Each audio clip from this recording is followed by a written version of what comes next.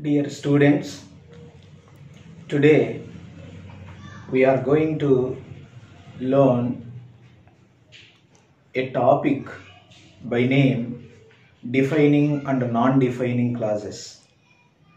This topic is prescribed not only for 10th class students but also for DSC aspirants.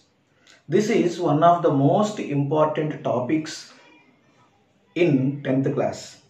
Most of the students find this topic defining and non-defining clauses is very difficult. But when you understand this topic right from the beginning to the end, it will be very easy.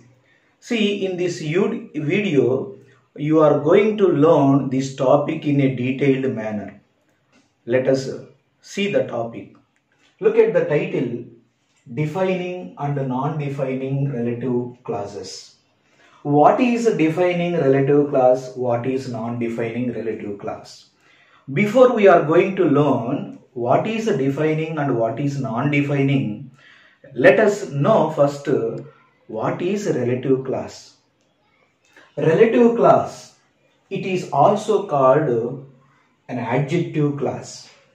The relative clause modifies a noun or pronoun. These are the major features of a relative clause. This relative clause modifies a noun or a pronoun. Second one, it is introduced by a relative pronoun like who, whom, which, whose, that. Sometimes relative adverbs like where, when and why. And the next one, it is always preceded by an antecedent. Antecedent is nothing but noun or pronoun. Noun or pronoun. This antecedent is a noun or a pronoun which is preceded by this relative clause. That means it is always used before the relative clause. Okay, if we find these features, undoubtedly it is called a relative clause. Relative clause is a part of a sentence in which we find the subject and the verb. Apart from that, we find these characteristics are the features. After understanding relative clause, now we come to an example. See, the meeting which was held in town hall was a great success. Here, the meeting is noun. Which was held in town hall. This is the clause. This is the clause. This clause is called a relative clause because this clause is begun with the relative pronoun which. Relative clause is always begun with a relative pronoun that you have been introduced. Relative pronouns like who, whom, which, those, that. This clause is introduced or begun with the relative pronoun like which was held in town hall, was a great success. So the meeting is a noun, so it is called antecedent, so it is a noun. The meeting which was held in town hall was a great success. This is an example to say that it is a relative clause. Okay, relative clause, you can understand relative clause. Okay, whether it is defining or non-defining, you are not sure now. So let us see. This relative clause is divided into two kinds. Number one, defining relative clause, and number two, non-defining relative clause. First one is defining relative clause and second one is non-defining relative clause. What is the difference between these two?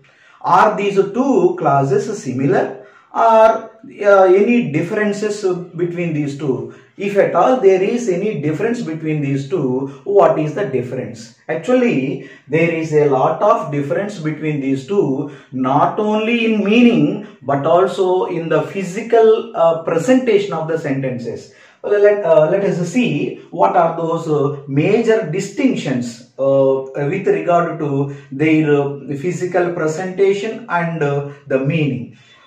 defining relative clause has these characteristics. First, remember, these are very, very important. If you know these features, you can easily identify that this is a defining relative clause. First first characteristic is it defines a noun or a pronoun. This defining relative clause always defines or limits or restricts to a noun or pronoun which is called antecedent, which is always in front of the clause. That is the first characteristic. Second one is it gives essential information, because the noun or pronoun which is called antecedent doesn't give self-explanatory or doesn't specify which one or which person the speaker is talking about. The clause gives essential information. And the last one is it is not separated by commas or hyphens. Sometimes you find some clauses are separated by either commas or hyphens, but this defining clause is not separated by commas or hyphens. These are the three major features of defining relative clause. Number one, it defines noun or a pronoun. Defining noun or a pronoun means it talks about what particular person, which particular thing that is defining. And second one is it tells us essential information in connection with the antecedent, that is noun or pronoun. And next one is it is not separated by commas or hyphens. If you find these features in the clause, it is defining relative clause. Okay, let us see the examples. So in these examples, we find whether these sentences have those features or not. You have to identify.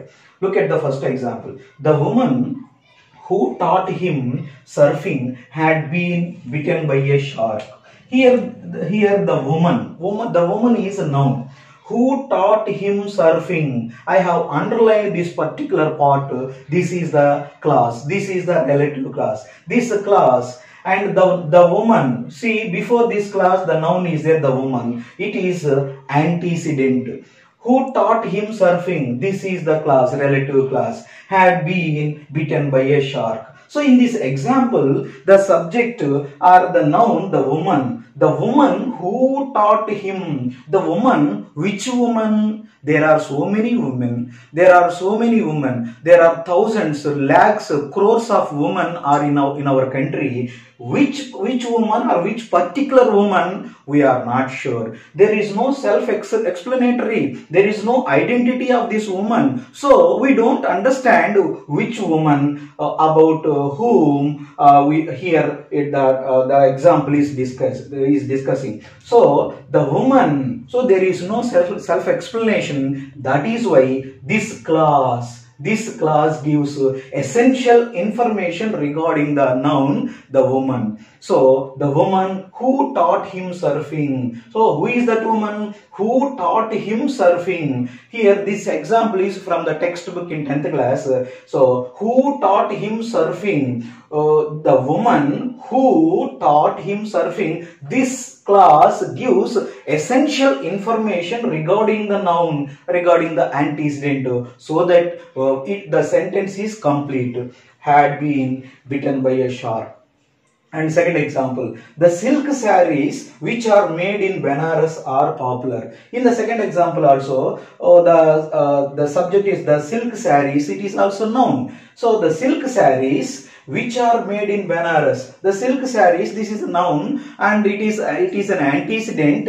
And silk sarees, which silk sarees? There are varieties of silk sarees. Kanchi silk sarees, Pochampalli, Benares, Arani, Dharmavaram, Paturu, Uppada, like that. There are so many silk sarees. Which particular silk sarees? We are not sure. This silk sarees, the noun, is not giving clarity regarding its identity. There is no self-explanation of this silk sarees. That is why this clause gives essential information which are made in Benares. The essential information is which are made in Benares are popular. So this class gives essential information regarding the silk sarees. And the last example is the boy who is good at English got Pratibha award. The boy, who is that boy? Which particular boy? We do not know which boy. There are so many boys, thousands of boys, lakhs of boys in our state, in our country. But which boy, we do not know. So that is why to give clarity, to give explanation regarding this boy who is good at English. So this class gives essential information regarding the noun, regarding this antecedent, so that we understand who is good at English got Pratibha award. See, I have given 3 examples to make you understand whether this sentence possesses the qualities or the characteristics of defining relative clause or not. After looking at these 3 examples, you will be confident of defining relative clauses. Okay, next one. The second one is non-defining relative clauses. Non-defining relative clauses. What is non-defining relative clause? What are the characteristics of non-defining relative clauses? And what are the examples of that? And about all we shall see in the next video, that is part 2. And I conclude this defining relative clause with this. Please subscribe our channel English Victor, and so that we will make many more videos, and all the videos will come to you in the form of notifications.